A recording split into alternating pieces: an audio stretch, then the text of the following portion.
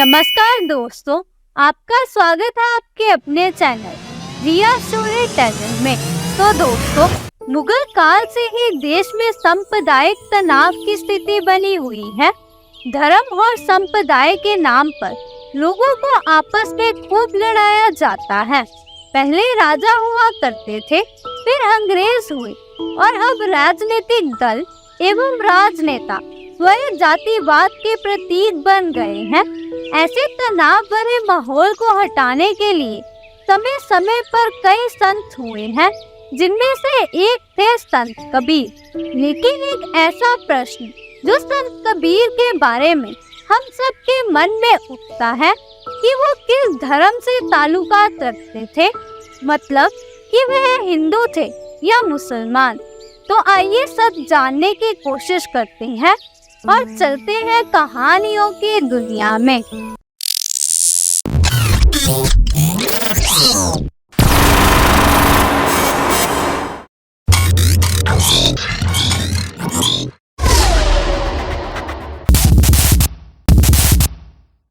तो दोस्तों, जैसे हम जानते हैं कि इस संसार पर समय समय पर कई संत हुए हैं, जैसे साईं बाबा, अजमेर वाले ख्वाजा साहब, संत रहीम, रविदास आदि। उन्हीं की जमात के एक संत थे संत कबीर। कबीर हिंदू थे या मुसलमान, ये सवाल आज भी जिंदा है। उसी तरह ईसाई हिंदू या मुसलमान। कबीर का पहनावा कभी सूफियों जैसा होता तो कभी वैष्णवों जैसा। लोग समझ नहीं पाते थे कि असल में वे हैं क्या। कबीर वैरागी साधु थे, उसी तरह जिस तरह की सूफी होते हैं। उनका विवाह वैरागी समाज की लुई के साथ हुआ, जिससे उन्हें 2 संतान हुई। लड़के का नाम कमाल और लड़की का नाम कमाली था। कबीर का पालन पोषण नीमा और नीरू ने किया, जो जाति के जुल्हाए थे। ये नीमा और नीरू उनके माता पिता थे या नहीं, इस संबंध में मतभेद है। कुछ लोगों का मानना है कि वे जन्म से मुसलमान थे और युवा अवस्थी में स्वामी रामानंद के माध्यम से उन्हें हिंदू धर्म की बातें मालूम हुई और रामानंद ने चिताया तो उनके मन में वैराग भावना उत्पन्न हो गया और उन्होंने उनसे दीक्षा ले ली। कबीर ने हिंदू मुस्लिम एकता के लिए कार्य किया, सांप्रदायिक भेदभाव को समाप्त करने और जनता के बीच खुशहाली लाने के लिए निमित्त संत कबीर अपने समय के एक मजबूत स्तंभ साबित हुए। उनकी खरी सच्ची वाणी और सहजता के कारण दोनों ही धर्म के लोग उनसे प्रेम करने लगे थे। कुछ लोग मानते हैं कि वह नाथों की परंपरा से थे, हालांकि उन्होंने वैष्णव पंथी गुरु रामदास से दीक्षा जरूर ली थी, लेकिन उनका जो बाना था वह मुस्लिमों जैसा और जो विचार थे वे सभी शैव कुल के संकेत देते हैं। कुछ भी हो, वे थे तो अक्कड़ फक्कड़ या विद्रोही किस्म के, इसीलिए माना जाता है कि उन्होंने अपने गुरु से अलग ही एक मार्ग बनाया।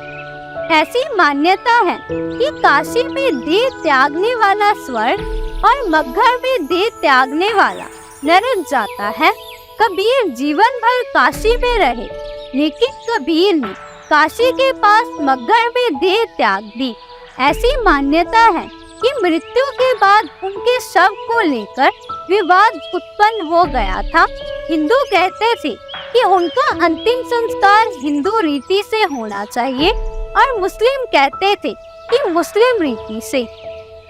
इसी विवाद के चलते जब उनके शव पर से चादर हट गई, तब लोगों ने वहां फूलों का ढेर पड़ा देखा। बाद में वहां से आधे फूल हिंदुओं ने ले लिए और आधे मुसलमानों ने। मुसलमानों ने मुस्लिम रीति से और हिंदुओं ने हिंदू रीति से उन फूलों का अंतिम संस्कार किया। मगहर में कबीर की समाधि है और दरगाह भी। दलित व गरीबों के मसीहा कबीर जन नायक थे। आज भी उनके भक्ति गीत ग्रामीण, आदिवासी और दलित इलाकों में ही प्रचलित हैं। छत्तीसगढ़ और मध्य प्रदेश के गांवों में कबीर के गीतों की धुन आज भी जिंदा है। कबीर पंथ एक आशीर्वादी और मूर्ति भंजकों का पंथ है। यह ईश्वर के निपुण रूप की उपासना करते हैं और किसी भी प्रकार की पूजा और पाठ से दूर रहकर ईश्वर की भक्ति को स्वपरि मानते हैं। माना जाता है कि इस पंथ की 12 प्रमुख शाखाएं हैं, जिनके संस्थापक नारायण दास, श्रुति गोपाल साहब, साहब दास, कमाली, भगवान दास, जागोदास, जगजीवन दास, गरीब दास, तत्व जीवा आदि कबीर के शिष्य हैं। शुरुआत में कबीर साहब के शिष्य श्रुति गोपाल साहब ने उनकी जन्मभूमि वाराणसी में मूल गादी नाम से गादी परंपरा की शुरुआत की थी। इसके प्रधान भी श्रुति गोपाल ही थे। उन्होंने करीब साहब की शिक्षा को देश भर में प्रचार प्रसार किया। कालांतर में मूल गादी की अनेक शाखाएं उत्तर प्रदेश, बिहार, असम, राजस्थान, गुजरात आदि प्रांतों में स्थापित होती गई। तो दोस्तों, मैं आशा करती हूँ कि आपको यह वीडियो पसंद आएगी।